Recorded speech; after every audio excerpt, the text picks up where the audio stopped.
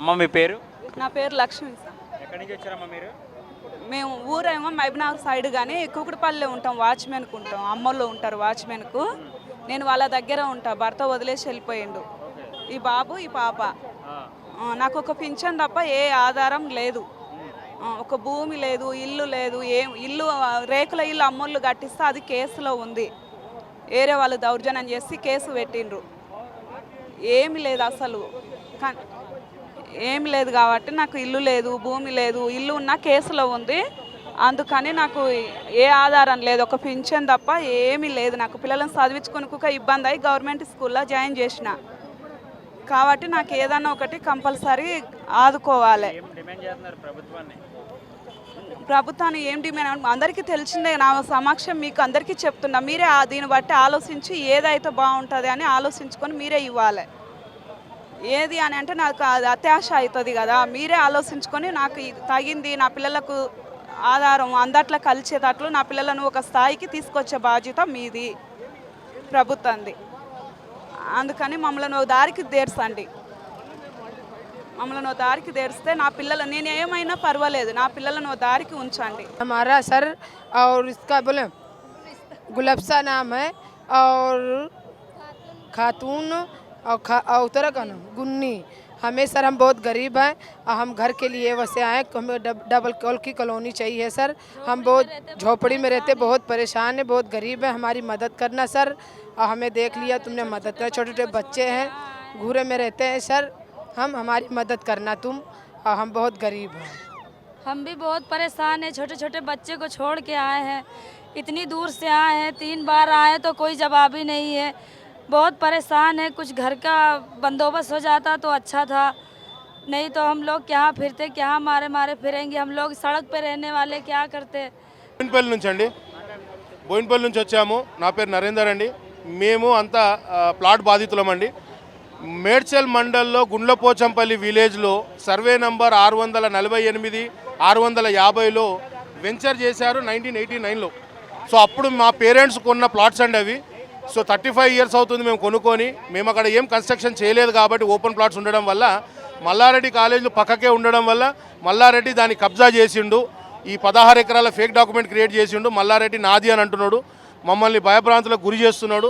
మొన్నటి వరకు అధికారంలో ఉండే కాబట్టి అన్ని విధాలుగా ఆయన్నే మమ్మల్ని హెరాస్మెంట్ చేసిండు. ఇప్పుడు అధికారం లేకున్నా కూడా పైసా పెట్టేసి వేరే మనుషులను పెట్టి అక్కడ రానియకుండా, అక్కడ ఏం వర్క్ చేయనీయకుండా మమ్మల్ని దౌర్జన్యంగా మమ్మల్ని అడ్డుకుంటున్నాడు. మేము రేవంత్ అన్న దానికి రావడం ఏంటంటే మాకు న్యాయం చేయాలని చెప్పి ఈరోజు ఇక్కడ రావడం జరిగింది.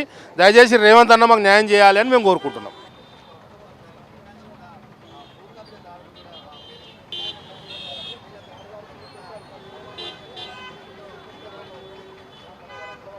అమ్మ ఎక్కడి నుంచి వచ్చారు మీరు? అంబర్పేట నుంచి వచ్చినాను సార్. మీ పేరు చెప్పి మాట్లాడండి. నా పేరు విజయలక్ష్మి సార్. మా ఆయన పేరు రాజు, నా పేరు విజయలక్ష్మి. నాకు 2 ఆడపిల్లలు, నేను హ్యాండిక్యాపు. నాకు ఇల్లు లేదు. ఎన్ని ఇల్లు తిరగాలి. ఇప్పుడు 30-40 ఏళ్ళ నుంచి ఈ హైదరాబాద్లో. అప్పుడు 2,000-1,500 నుంచి ఉంటున్నా. ఇప్పుడు 5,000 6,000 కిరాయి కట్టుకొని బతకాలంటే 4 ఫ్యామిలీలకు ఒక బాత్రూమ్ సార్. అట్లా బతుకుతున్నా. మిషన్ కుట్టుకున్నాను, హ్యాండిక్యాప్. కరెంటు మిషన్ పెట్టుకొని కుట్టి నా మెడనరాలన్నీ ఇట్లా బెస్ట్ అయ్యి ఆపరేషన్ చేయాలన్నారు. 2 లక్షల ఆపరేషన్ అని అన్నారు. చేయించుకోవాలంటే భయం అవుతుంది. ఉన్న మెడలు ఏడబోతాయో నా బాధ.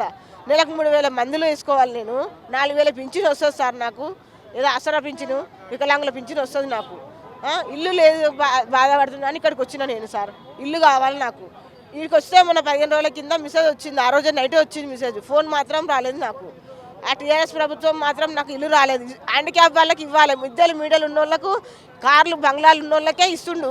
మాకేమో మేము ఈ బాధలు పడుకుంటా మేము తిరుగుతున్న వాళ్ళకేమో మాకు ఇల్లు ఇస్తలేడు. మా బాధలు ఎట్లా సార్, మాకు ఎట్లా తెచ్చాలి?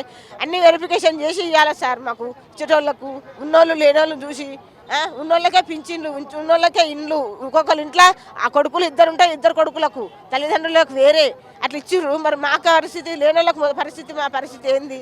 ఎన్ని తిరగాలి సార్ మేము? ఒక చుట్టాలు వచ్చినా ఓర్వరు, ఓ నీళ్ళు వారబోసినా ఓర్వరు. ఏ దానికి మేము వాళ్ళకి భయపడాల్సి వస్తుంది. నెత్తి దువ్వినా ఇంటికలు పడ్డాయి ఉంటారు, పంచాయలు అవుతున్నాయి. అట్లా మా బాధలు. మా మనమన్లు వచ్చినా, నాకు 2 ఒక బిడ్డ పెళ్లి చేసినా సార్. మా మనమన్లు వచ్చినా కూడా అవ చుట్టాలు వచ్చిర్రు, కాల్ చేయరమ్మా, మీ ఇంట్లో మంది వస్తారు ఇట్లా అని అంటారు. మరి ఎక్కడ పోవాలి సార్ మేము? నా సొంత ఇల్లు ఉంటే నా ఊళ్ళో నేను పడి ఉంటా. నాకు ఇల్లు కావాలని రేవంత్ రెడ్డికి చెప్పుకుంటున్నా నా బాధ. ఆయన ఏం చేస్తాడో చెప్పాలి. టీఆర్ఎస్ ప్రభుత్వం మాత్రం నాకు ఇల్లు ఇవ్వలేదు సార్. హ్యాండిక్యాప్ చూసి కూడా నాకు ఇవ్వలేదు ఆడదాన్ని. అట్లా బెడ్రూమ్ ఇల్లుకి మీరు అర్హతలు కాదమ్మా. డబుల్ బెడ్రూమ్ ఇల్లు మీరు అర్హులు కాదా? అర్హులు. నాకు డబుల్ బెడ్రూమ్కే నేను మెటర్నికి వచ్చినాను సార్. అట్లా నాకు కావాలి ఇల్లు కోసమే. నాకు పింఛన్ వస్తుంది, ఇక పెంచుతా అని అంటుండే రేవంత్ రెడ్డి. 6,000 చేస్తా అంటుండే, 5,000 ఇస్తాడు, 6,000 ఇస్తాడు. ఇక ఆయన దయ. ఇక నాకు ఇల్లు మాత్రం కంపల్సరీ నాకు ఇల్లు కావాలి అని నేను కోరుకుంటున్నాను. మనవి నాకు మెసేజ్ వచ్చింది, ఫోన్ రావాలి, నాకు ఇల్లు కావాలి సార్. ఆయన రేవంత్ రెడ్డికి ధన్యవాదాలు, ఆయన నమస్కారాలు.